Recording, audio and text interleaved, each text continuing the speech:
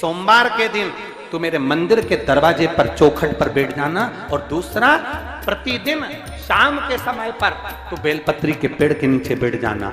जो तेरी बेल वृक्ष के नीचे सेवा करने आए, जो शंकर जी के मंदिर में सोमवार को जल चढ़ाने आए, उसका जो पात्र जल चढ़ाकर जब वो घर लेकर जाए, उसके पीछे पीछे, पात्र के पीछे पीछे तू जाना, और उसके घर में लक्ष्मी का भंडार भरकर आए। लक्ष्मी बेलपत्र के वृक्ष के नीचे तू विराजमान हो जा। उस बेलपत्र के वृक्ष के नीचे जो बुआरी लगाए, सेवा करे, चाकरी करे, एक बेटी को जैसे बड़ा करते हैं वैसे बेलपत्री के वृक्ष को जो बड़ा करे, बेलपत्री के वृक्ष का जो पालन करे, पोषण करे, उसकी संभाल करे, उस बेलपत्री के वृक्ष को जैसे जैसे वो उन्नति करे, वैसे वैसे उसके घर में समृद्धि बढ़ते जाए। उस जिसका खुद का मकान नहीं हो, खुद का मकान नहीं हो, किराए के मकान में रहते रहते जिंदगी बीत रही, खुद का नहीं, और बहुत दुख का जीवन चल रहा हो, बहुत कष्ट का, बहुत अपना खुद का कोई मकान नहीं, मान लो फ्लैट है पर मकान बन नहीं रहा, या कोई प्रॉपर्टी अपनी नहीं बन रही, तो हम इस व्यासपीठ से कहना चाहेंगे कि एक प्रयोग अवश्य करिएगा, एक प्रयोग अवश्य। अपने आसपास के 5-6 बेलपत्र के वृक्ष देख लीजिए, अपने आसपास के नजदीक के 5-6 बेलपत्र के बड़े बड़े वृक्ष देख लो, या छोटे वृक्ष देख लो। उन 5-6 वृक्ष को धीरे धीरे उनकी सेवा करना प्रारंभ करो, उन वृक्षों को बड़ा करना प्रारंभ करो, उन वृक्ष के नीचे सफाई करना प्रारंभ करो, उन वृक्ष को जल देना प्रारंभ करो, उन वृक्ष को आप खाद देना प्रारंभ करो, उन वृक्ष की सेवा संभाल करना प्रारंभ कर दो, उस वृक्ष के नीचे बुआरी काटना प्रारंभ कर दो, झाड़ू लगाना प्रारंभ कर दो, उस वृक्ष के नीचे सफाई करना प्रारंभ कर दो। उस बेलपत्री के 5-6-7 वृक्ष को आप गोद ले लो। गोद लेना मतलब मैं इसकी सेवा करूंगा, मैं इसमें जल दूंगा, मैं इसके खाद दूंगा, मैं इसकी सेवा करूंगा, कुछ मत करो, बस केवल इस शरीर से उस बेलपत्र के वृक्ष की सेवा करना रोज प्रारंभ कर दो। 6 महीना इंतजार करना और 6 महीना लगातार सेवा करना, 7वां महीना आपका और हमारा, और बताना कि भोलेनाथ ने प्रॉपर्टी दिलाई कि नहीं दिलाई और आगे बढ़ाया।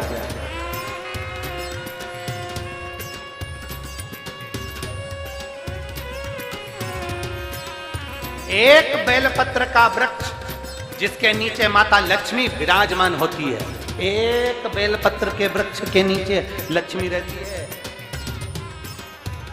दुनिया के लोग कहते हैं लक्ष्मी जी का दिन कौन सा है, बोलो जम के जल्दी से। शुक्रवार।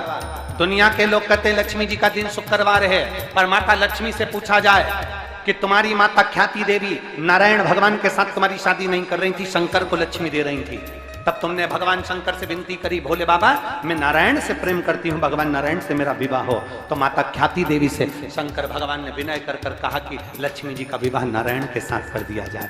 भगवान नारायण के साथ जब लक्ष्मी जी का विवाह हो गया, तब लक्ष्मी जी हाथ जोड़कर बोलती हैं, बाबा मेरा विवाह नारायण के साथ हो गया, पर मैं आपके चरणों की सेवा करना चाहती हूँ, बाबा आप कृपा करिए कि मैं क्या करूं आपके लिए। शंकर भगवान कहते हैं लक्ष्मी बस 2 चीजें कर दे, एक सोमवार के दिन तू मेरे मंदिर के दरवाजे पर चौखट पर बैठ जाना, और दूसरा प्रतिदिन शाम के समय पर तू बेलपत्री के पेड़ के नीचे बैठ जाना। जो तेरी बेल वृक्ष के नीचे सेवा करने आए, जो शंकर जी के मंदिर में सोमवार को जल चढ़ाने आए, उसका जो पात्र जल चढ़ाकर जब वो घर लेकर जाए, उसके पीछे पीछे, पात्र के पीछे पीछे तू जाना, और उसके घर में लक्ष्मी का भंडार भरकर आए। लक्ष्मी बेलपत्र के वृक्ष के नीचे तू विराजमान हो जा। उस बेलपत्र के वृक्ष के नीचे जो बुआरी लगाए, सेवा करे, चाकरी करे, एक बेटी को जैसे बड़ा करते हैं वैसे बेलपत्री के वृक्ष को जो बड़ा करे, बेलपत्री के वृक्ष का जो पालन करे, पोषण करे, उसकी संभाल करे, उस बेलपत्री के वृक्ष को जैसे जैसे वो उन्नति करे, वैसे वैसे उसके घर में समृद्धि बढ़ते जाए, उसके घर में वैभव बढ़ते जाए। ये शंकर भगवान माता लक्ष्मी से करे, भगवान शिव माता लक्ष्मी से करे। तो भस्म, अगर शिव के मंदिर में भस्म मिल जाए, शंकर पर चढ़ी हुई भस्म अगर मिल जाए तो, और अगर भस्म ना मिले ना, तो शंकर के जो शंकर भगवान का जो शिवलिंग है, शिवलिंग के आसपास में जो जलाधारी है, यहाँ अगर भस्म ना मिले तो इस जलाधारी पर अपना हाथ स्पर्श कर कर अपने तन पर उसको लगाकर जरूर। भस्म एक शंकर पर चढ़ा हुआ जल, दूसरे नंबर पर है शंकर पर चढ़ी हुई भस्म। ये दो स्पर्श जरूर। एक भस्म का एक बड़ा सुंदर चरित्र आता है। दूसरा, जिस भूमि पर बैठकर कथा सुनो उसकी रज को अपने मस्तक पर थोड़ा सा लगाकर अवश्य जाओ, वो जीवन का एक आनंद है। और शंकर के मंदिर में जाओ तो दो चीजें अवश्य लेकर आओ। पहला, शंकर जी पे चढ़ा हुआ, जम के बोलो, जल अवश्य लेकर आओ, क्योंकि जब तुम जल लेकर आते हो, पात्र लेकर आते हो, तो मेरा महादेव लक्ष्मी जी को तुम्हारे पीछे पीछे तुम्हारे घर तक भेज देगा। चढ़ी हुई बेलपत्र मत खाओ, लोग कहेंगे शंकर पर चढ़ा हुआ ये मत खाओ। हम इस व्यासपीठ से निवेदन करना चाहेंगे कि आप अगर दिल रखकर अपने बाबा से कहोगे ना, तो बाबा पर चढ़ा हुआ जो जल है ना, वो जल साधारण नहीं रहता। मेरा भोलेनाथ जब दुनिया को अमृत देता है तो तुमको भी अमृत दे देता है। दो चीजें कभी मत छोड़ो। अगर मंदिर में गए हो तो दो चीजें कभी मत छोड़ो। कथा में गए हो तो दो चीजें कभी मत छोड़ो। एक, कथा श्रवण करना। दूसरा, जहां कथा बैठकर सुनते हैं वहां की रज को अपने मस्तक पर लगाना।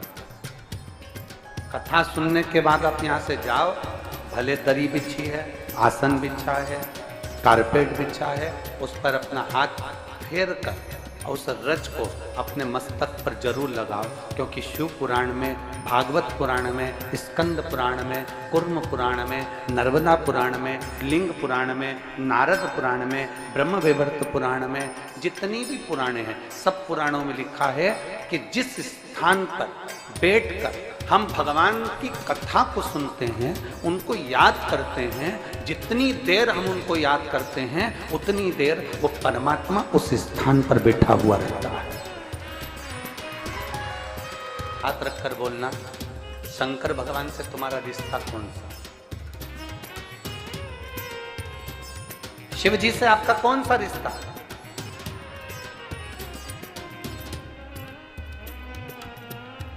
शंकर भगवान को आप क्या मानते हो?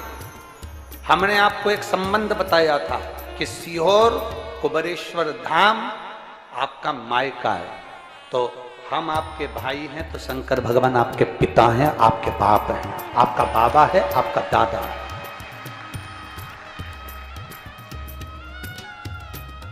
अब आपसे हम प्रश्न करें, उत्तर मेरी कुरुत की बहनें भी देंगी और मेरे जीजा उन भी देंगे और मेरी बेटियां और मेरे बेटे देंगे।